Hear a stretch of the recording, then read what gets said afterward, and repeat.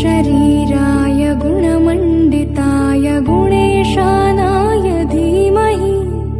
गुणातीताय गुणाधीशाय गुणप्रविष्टाय धीमहि एकदन्ताय वक्रतुण्डाय गौरीतनयाय धीमहि गजेशानाय भालचन्द्राय श्रीगणेशाय